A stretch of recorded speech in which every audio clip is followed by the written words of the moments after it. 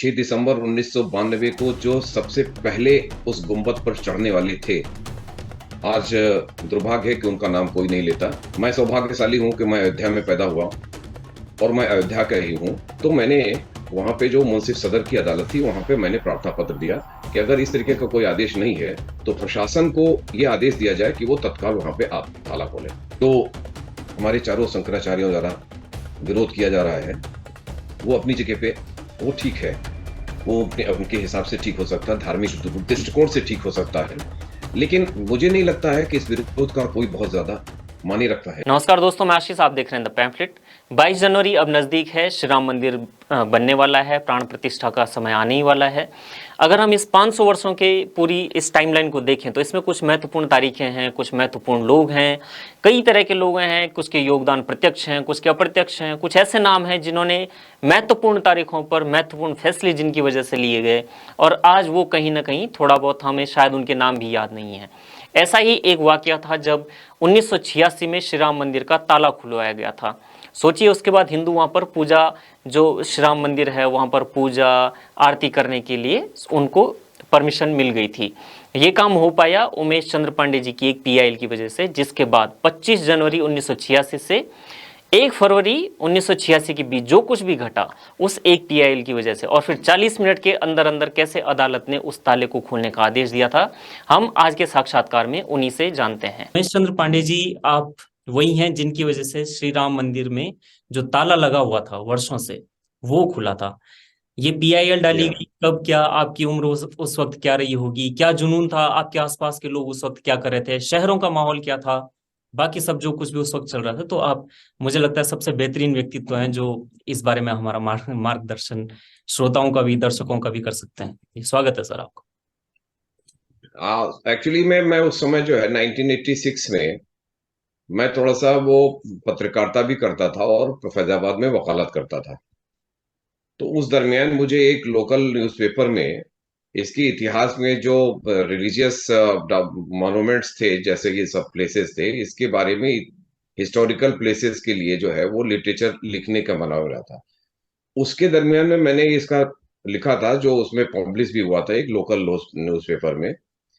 उसी दरमियान इनकी जो है वो विश्व हिंदू परिषद का राम जन्मभूमि के लिए जो है वो आंदोलन शुरू हुआ था, जिसमें पहला जो संत समागम हुआ था सरयू तीर पर। तो उसमें बड़े बड़े लोग मौजूद थे, उसमें एस एन काटजू साहब भी थे, जो न्यायिक क्षेत्र से आते थे। उन्होंने भी ये कहा कि किसी न्यायिक आदेश से जन्मभूमि पर ताला नहीं लगा हुआ है। और उसमें परमहंस रामचंद्र दास जी जो है उनका आंदोलन शुरू हुआ था, और उन्होंने ये घोषणा की थी कि अगर इसका जन्मभूमि का ताला नहीं खुला तो हम आत्मदाह करेंगे फरवरी में। इसी को लेकर के इन लोगों का राम रथ शुरू हुआ था। तो इसको देखते हुए मैंने भी इसमें देखा। तो उस समय मैंने वहां पे जो न्यायालय की पत्रावलियां थी उसका मैंने अवलोकन किया। उसकी बाकायदा मैंने इंक्वायरी की। तो इंक्वायरी वगैरह से मुझे ये पता लगा कि कोई आदेश नहीं है। ऐसा लगता है कि बगैर किसी आदेश के वहां पर ताला लगा दिया गया। और जो 1950 में जो गोपाल सिंह विशारद की पिटीशन पे पहली मर्तबा ये हुआ था कि वहां से आइडल को रिमूव न किया जाए, तो आइडल तो रिमूव नहीं हुई वहां पे, लेकिन आम जनता को वहां पे आने जाने से रोक था। वहां पे वो दर्शन नहीं कर सकते थे। तो जब मैंने वो देखा रिकॉर्ड से, तो मुझे पता लगा कि नहीं, ऐसा कोई ऑर्डर नहीं है। तो मैंने वहां पे जो मुंसिफ सदर की अदालत थी, वहां पे मैंने प्रार्थना पत्र दिया कि अगर इस तरीके का कोई आदेश नहीं है, तो प्रशासन को ये आदेश दिया जाए कि वो तत्काल वहां पे आप ताला खोले। उस पर सुनवाई हुई थी, और उसके बाद उन्होंने ये मानते हुए कि साहब उसकी पत्रावलियां हाई कोर्ट में विचाराधीन है, उन्होंने उस पर आदेश देने से इनकार कर दिया।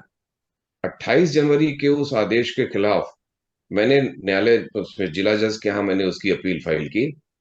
अपील में उन्होंने पहले तो इसमें अर्जेंसी क्या है इसको देखा, और उसको पाते हुए उन्होंने जिला मजिस्ट्रेट और एसएसपी को समय तलब किया।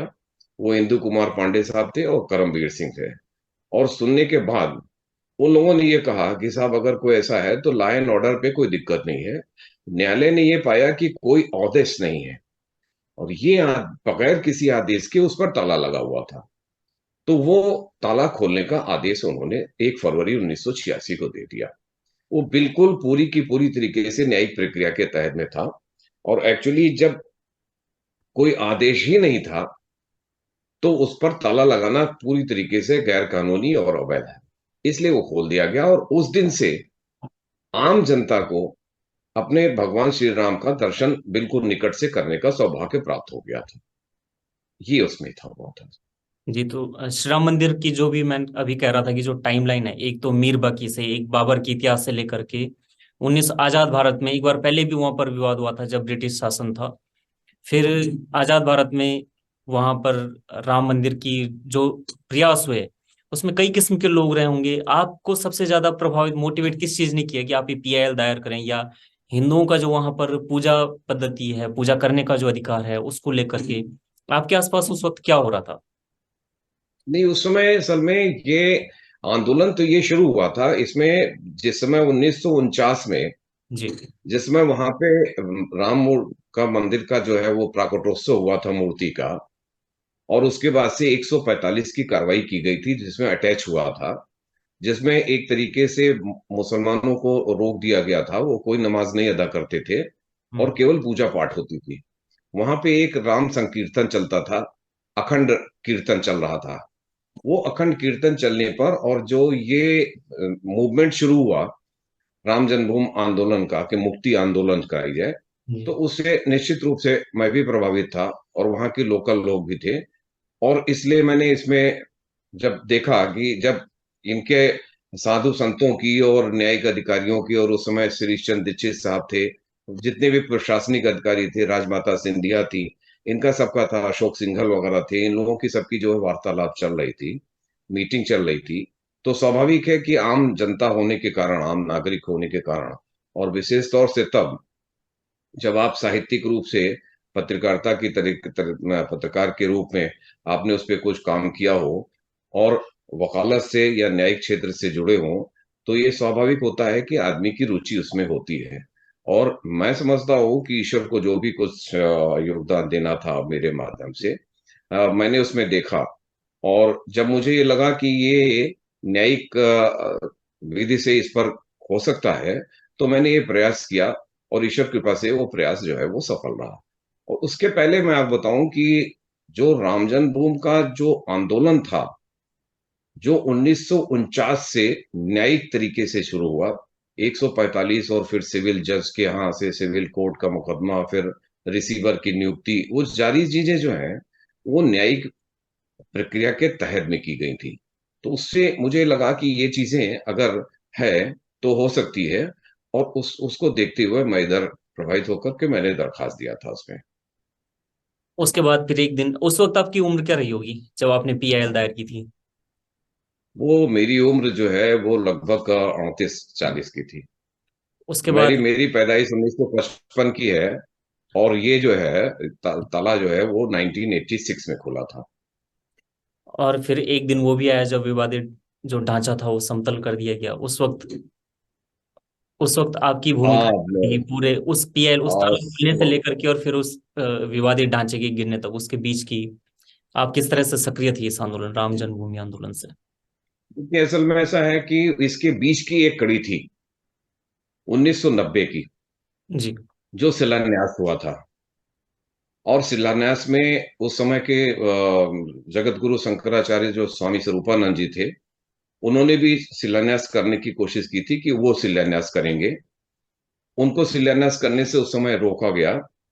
बाद में उन्होंने राम जन्मभूमि पुनरुद्धार समिति का गठन किया था और ये मसला चलता रहा। लेकिन वो चूंकि जो 1986 से लेकर के और 1990 तक जो शिलान्यास हुआ, जी। उसके बीच में न्यायिक प्रक्रिया ही चलती रही वहां से लेकर के, और उच्च न्यायालय और सुप्रीम कोर्ट सब में मुकदमे विचाराधीन थे, मुकदमों की भी सुनवाई चल रही थी। लेकिन मैं इस कड़ी को ये देखता हूं कि जब आम जनता, श्रद्धालु जब अपने भगवान का दर्शन करना शुरू किए और उनको ये लगा कि साहब ये है, तो ये एक स्वाभाविक रूप से उनके अंदर ये हुआ कि साहब इसके आगे कुछ किया जाए। और मैं समझता हूं कि 1992 का जो भी कुछ हुआ, वो उसी आंदोलन की, उसी उत्तेजना की एक कड़ी थी, जिसके तहत जो है वो तत्कालीन ढांचा जो है वो ढहा दिया गया था। और मैं तो था। अब ये जरूर है कि उसमें जो आम कार सेवक थे, और अगर मुझे स्मरण है कि जो 6 दिसंबर 1992 को जो सबसे पहले उस गुंबद पर चढ़ने वाले थे, आज दुर्भाग्य है कि उनका नाम कोई नहीं लेता, और संभवतः उनके बारे में कोई जानता भी नहीं है। वो या तो कर्नाटका के थे या महाराष्ट्र के थे। उसमें से 8 आदमी थे और एक महिला थी। वही लोग थे जिन्होंने सबसे पहले गुंबद पे चढ़ने में सफलता पाई थी, और वो सब। उसके बाद तो आम जनता और आम कार सेवक जितने भी थे, एक जोश था, जुनून था, जो भी कहिए, या समर्पण की भावना थी, या लोगों के जो आंदोलन था उससे लोग कुछ प्रभावित थे, कि वो सब लोग वहां पे चढ़ करके, और उसके बाद उसका विध्वंस हुआ था। जी। आपके बारे में जो युद्ध में अयोध्या पुस्तक है उसमें भी इस पीआईएल डलने और फिर राम मंदिर, श्री राम मंदिर में ताला खुलने का उसमें भी जिक्र मिलता है, उसमें भी उसका विवरण है ही।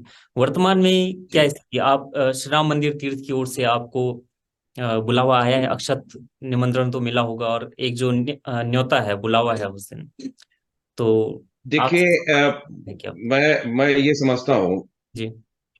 कि चूंकि भगवान राम का एक इस समय प्राण प्रतिष्ठा हो रही है, तो आम जनता जो राम भक्त है या जो हिंदू धर्म को मानने वाले हैं, मैं सौभाग्यशाली हूं कि मैं अयोध्या में पैदा हुआ, और मैं अयोध्या का ही हूँ। तो वो आराध्य तो हमारे वैसे भी हैं। लेकिन अब ये ये मैं अपना हो सकता है कि ना समझ में आया हो लोगों को, कि मुझे अभी तक इसका कोई निमंत्रण नहीं मिला।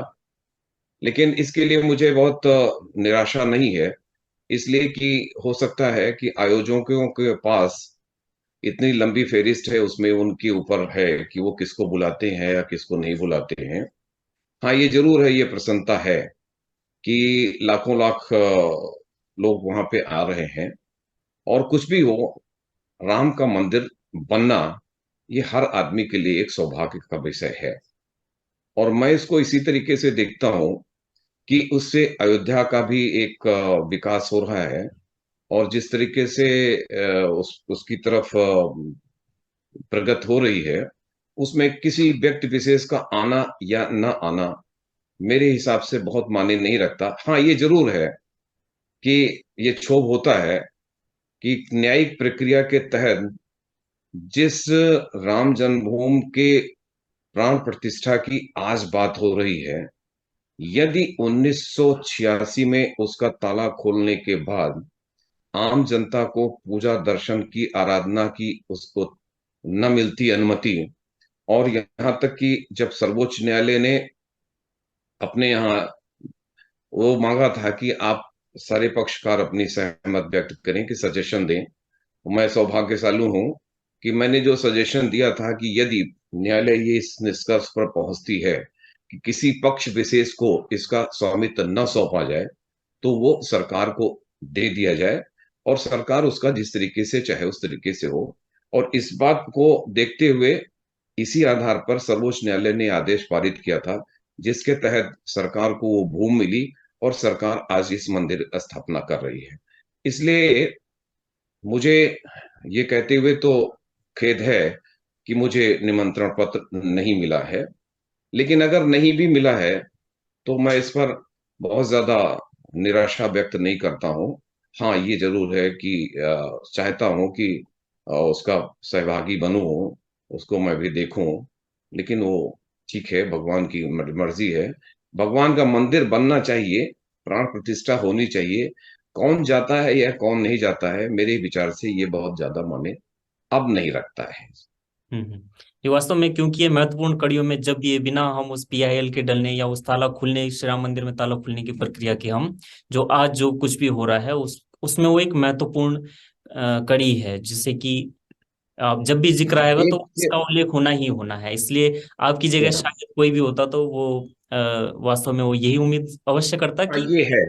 उस महत्वपूर्ण दिन 22 जनवरी ये को। लेकिन अब एक एक स्वाभाविक प्रश्न यहाँ पे उठ रहा है। जी। हालांकि मैं उस तरफ इंगित नहीं करना चाहता हूँ, लेकिन अभी एक कड़ी में एक विचार गोष्ठी में मेरे ख्याल से, जहां तक मुझे याद है, सुधांशु त्रिवेदी जी से भी पूछा जा चुका है कि जिस राम की रूप को 1949 से किसी भी तरीके से हटाया न जाए, या उसको इधर उधर कोई उसको क्षति न पहुंचाई जाए, जिसके लिए 1949 से लेकर के और 2010-12 तक मुकदमे चलते रहे, और न्यायालय ने उनके पक्ष में ही आदेश जारी किया, जिसके चलते 1987 में राम जन्मभूमि श्री राम भगवान राम विराजमान through its next friend Devkinandan Agarwal, इन्होंने माफ किया। आज वो विग्रह कहाँ आ जाएगा, इसके बारे में अभी तक ये जो संयोजक हैं, इनका कोई जवाब नहीं आया है। वो विग्रह भी वहां रहेगा, या वहां से हटाया जाएगा, या उसको किस तरीके से स्थापित किया जाएगा, इस पर एक बातचीत या एक स्पष्टीकरण जरूर देना चाहिए। मेरे अपने हिसाब से होना चाहिए, क्योंकि अब तो जो मूर्ति स्थापित हो रही है, वो दूसरी मूर्ति स्थापित की जा रही है। लेकिन उन रामलला का क्या हुआ, जिनके लिए लाखों लोगों ने अपनी कुर्बानी दी, हम लोगों ने लड़ाई ली, और लड़ाई लड़ते हुए रामचंद्र परमहंस, महंत अवैधनाथ, ये सब लोगों ने उसी के लिए लड़ाई लड़ी थी। वो कहाँ रहेंगे, इसके बारे में एक स्पष्टीकरण जरूर देना चाहिए, मेरे अपने विचार से। आधिकारिक रूप से संबोध, वैसे जो मैं जी। समाचारों में या वैसे चर्चा में पढ़ रहा हूँ उसमें एक उत्सव विग्रह की बात हो रही है और एक प्राण प्रतिष्ठा वाली बात हो रही है। मैं इस चीज का जानकार नहीं हूँ, या इस बारे में ज्यादा बोल भी नहीं सकता हूँ, खैर। लेकिन हाँ, हाँ हो सकता है कि आप लोगों ने इसे नजदीक से आप लोगों ने जिया है इस आंदोलन को, तो हो सकता है कि एक वह जागरूक, एक वो उत्साह उस चीज को लेकर। हाँ, ये जी। एक एक एक क्लेरिफिकेशन थोड़ा सा देना चाहिए कि जो आम जनता, जो देखिए, जनता दो दो तरीके में है। एक तो वो आम नागरिक है, जो अपने राम की पूजा के लिए जिस तरीके भी चाहता है वो जा रहा है, और वो इसे आनंदित है कि चलिए साहब, हमारा भव्य मंदिर बन रहा है।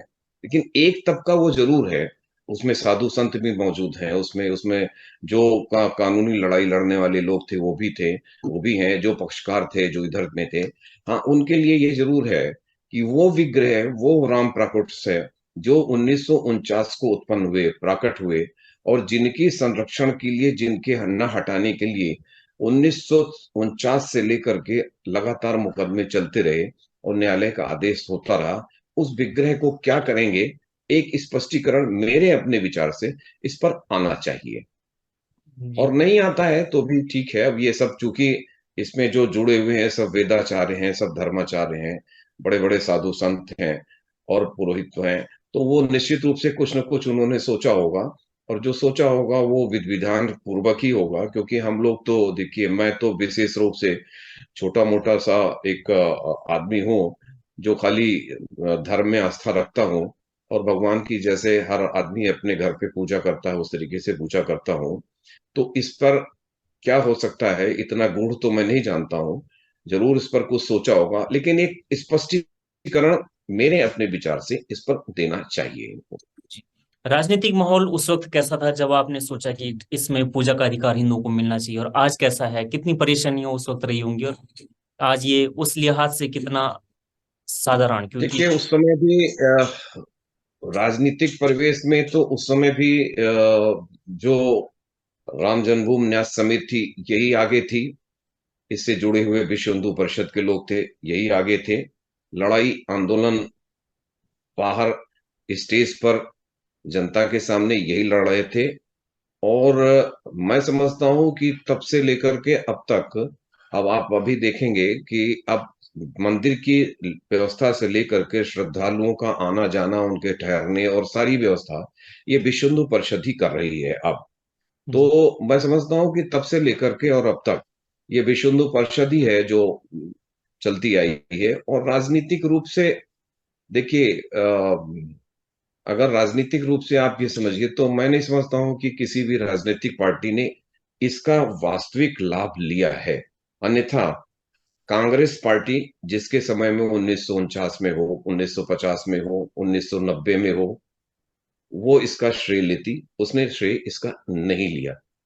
इसी तरीके से भारतीय जनता पार्टी, जिस समय कल्याण सिंह साहब थे, कल्याण सिंह के समय भी उन्होंने इसका कोई श्रेय नहीं लिया।